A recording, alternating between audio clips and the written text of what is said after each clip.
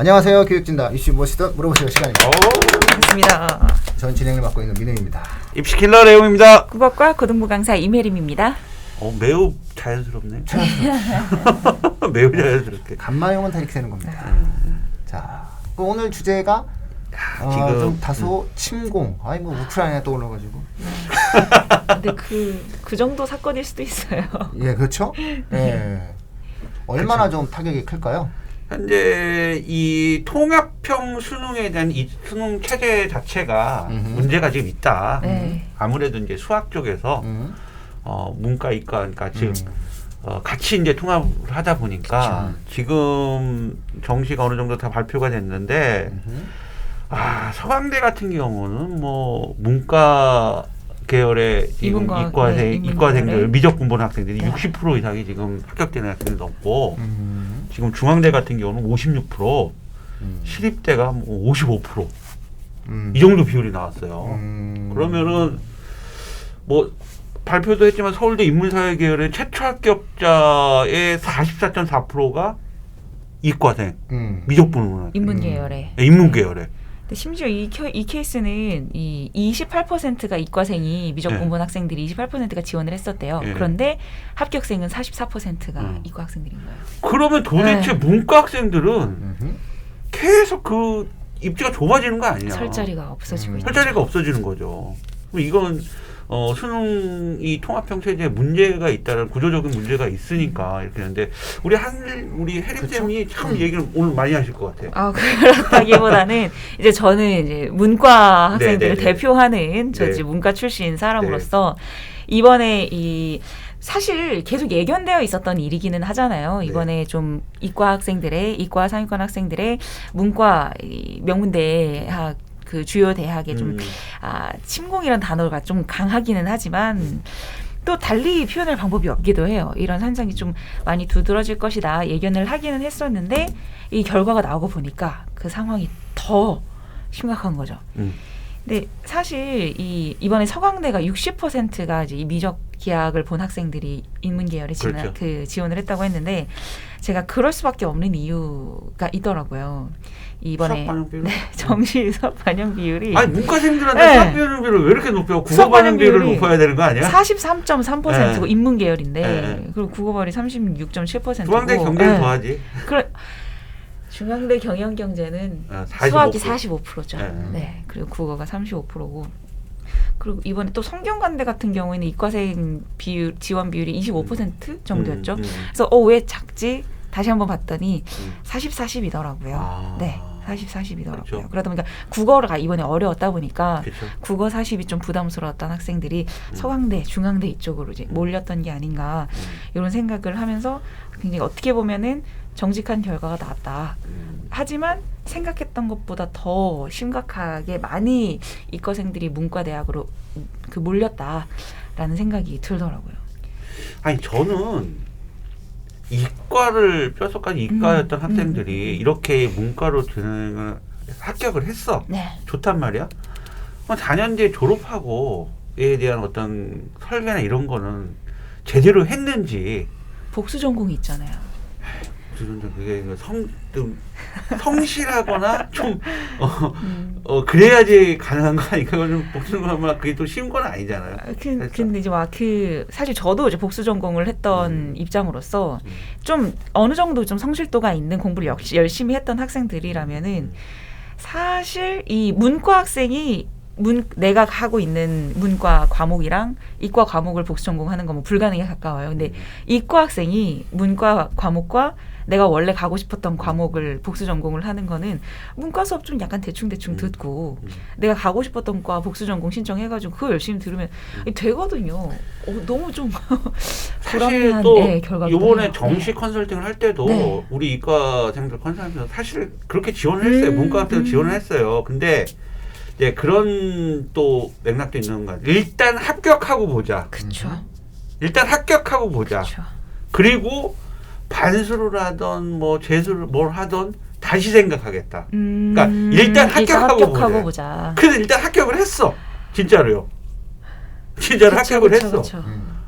근데 그 아이가 지금 가군나군 다니면서 한 개만 교차 지원을 해서 넣었는데 두 군데는 떨어지고 한 군데 그렇게 붙은 거예요. 교차 지원한 네, 교차 지원한 데가. 그러니까 이런 지금 데이터가 나오고 있는 거예요. 지금 그러면은 자 문과 학생들 같은 경우는 일단 이과 학생들 같은 일단 합격하고 보자. 그렇죠. 자 좋아. 그런데 막말로 우리 있잖아요. 그냥 아무 생각 없이 던진 돌에. 네, 맞아요. 맞아 죽는 개구리가 있다고요. 그럼 열심히 3년 내내 네. 문과생으로서 준비한 학생들은 굉장히 그 불이익이 있는 거 아니냐. 좀 요즘 말로 현타라고 하죠. 네. 네, 현실 타격을 많이. 근데 이게 이런 네. 문제가 발생되는 게 수능 통합형 때문에 문제가 그쵸. 발생되는 거잖아요. 그쵸. 막말로 이과 학생들은 문과로 이 통합형이 아니어도요 다 교차 지원을 했어요. 가능했었어요. 가능하죠. 근데 올해는 수학 비율을 좀 높이다 보니까 더 심해지는 거고. 그런데 문과 학생들이 이과로 지원하려면은 구조적으로 안 돼요. 못하죠. 왜냐하면 수학이야 그렇다 치더라도 네. 탐구가 그쵸. 과탐으로 딱 지정이 되어 있기 과탐 때문에. 지정.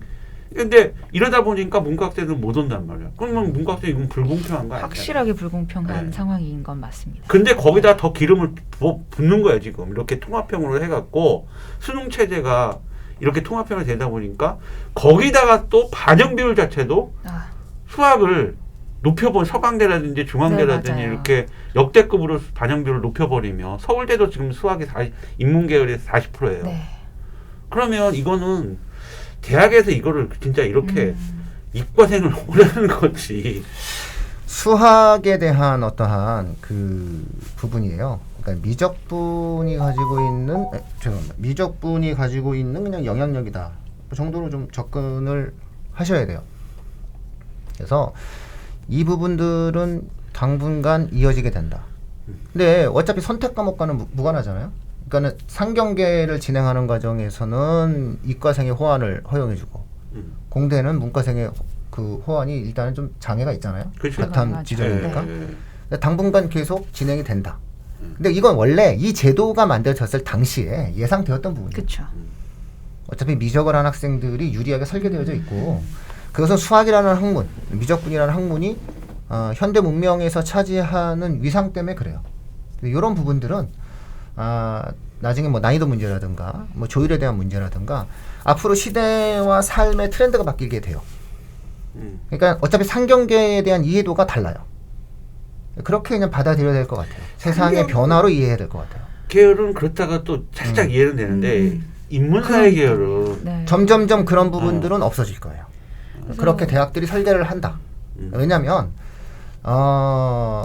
미적이라고 하는 어떠한 수학적 배경 자체가 반드시 필요로 되어지는 그런 영역들에 대한 각 학과별 판단들을 하게 될 거예요. 특히나 심리학과 같은 경우나 사회학과 같은 경우에는 미적도 되게 중요한 요소가 되지만 확률 통계도 대단히 중요한 요소가 되기 때문에 그런 것들에 대한 대학에 있어서의 어떠한 변화들은 이제 앞으로 계열별 모집에서 좀 각각 나타날 가능성도 있다라고 볼 수 있어요. 실제로 이번에 2023 수능을 준비하면서 재수를 선택한 학생들이 굉장히 많잖아요. 이번에도 역시 이제 그 학생들 가운데 이제 그 설문조사를 한 결과 문과 학생들 중에 확동을 했었다가 미적분을 이번에 공부를 하겠다라고 답했던 학생들이 20%가 그러니까 미적이나 기하로 미적 혹은 기하로 바꾸겠다라고 했던 학생들이 20%라고 해요. 그러니까 그 재수 기간에 왜냐하면 내가 확통으로는 사실 이번에 확통 봐서 1등급 받은 학생들이 몇 %였죠?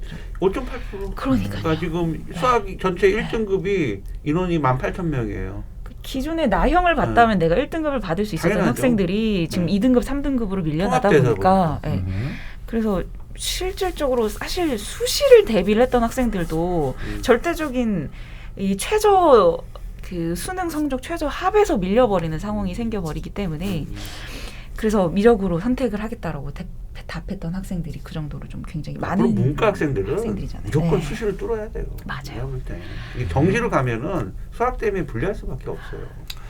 자, 어쨌든 우리가 이 부분에 대해서는 이제 오늘 설명드릴 수 있는 것은 실제 하는 현실만 말씀드릴 수 있을 것 같아요. 실제 하는 현실은 미적을 선택한 학생들이 유리했다.